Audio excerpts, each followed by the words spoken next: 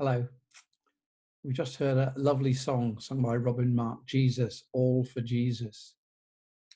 And in it, he says, all my plans, everything I submit into your hands, because it's only in your will, God, that I am truly free. So our theme today is looking at God's authority. And I'm going to just ask some questions and just see, are we really truly submitted to God's authority in our lives?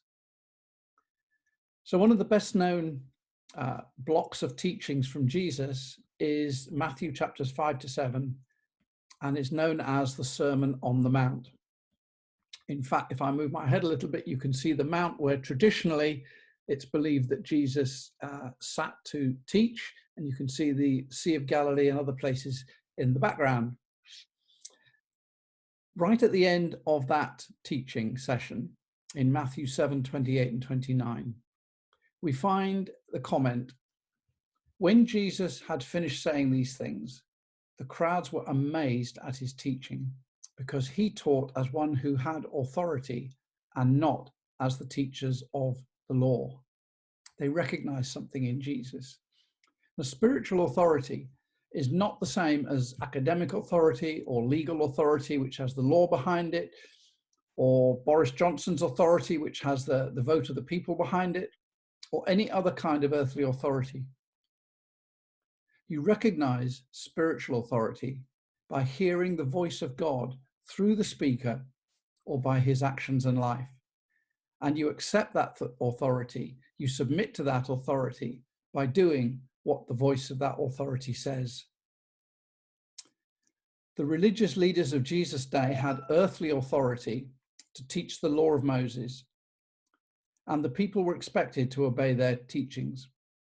But Jesus spoke with a greater authority that left his listeners gobsmacked. No one has ever walked the earth with more direct authority from God than Jesus. Both Matthew and the other gospel writers remind us of this several times.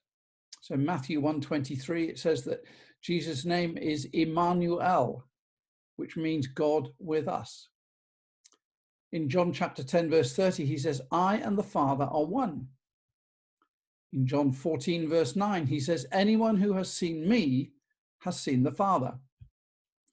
And Paul writes in Philippians chapter 2, verse 6, that Jesus is in very nature God. He has the same nature as God. So since then, Jesus' teachings are directly from the Father and not filtered through any other earthly rabbi or teacher, we should both listen to him and obey him. But do we? In Luke 6, 46 to 49, Jesus says, why do you call me Lord, Lord, and do not do what I say? And he goes on to teach that hearing and obeying his words, is like building your house on a firm foundation. You will never be shaken.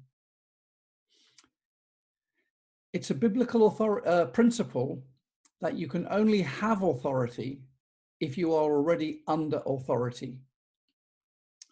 Hebrews 2 verse 9 says that Jesus is now crowned with glory and honor because he suffered death for us.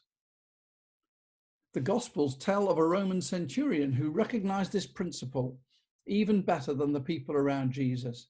He recognized that Jesus only had authority to heal because he himself was under a higher authority himself, God's.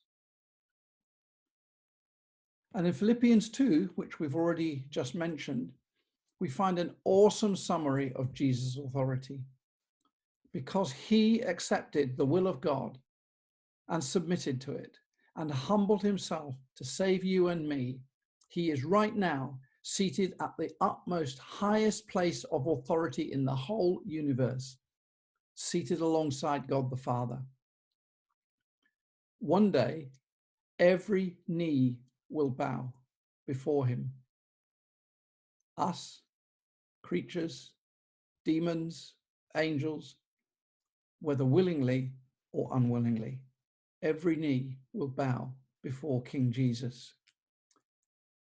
Personally, I would rather not wait, but accept his authority for my life now and bow before him willingly and in loving submission to my Lord and my God, King Jesus. How about you? We're going to sing a lovely old song, or we're going to play a lovely old hymn now called All to Jesus I Surrender. And if you agree with the sentiment, even if you've been a Christian for 50 years, we can always reassess how much we are truly submitted to Jesus' authority. I want to encourage you as we play this song to use it as your prayer and submit to the authority of King Jesus.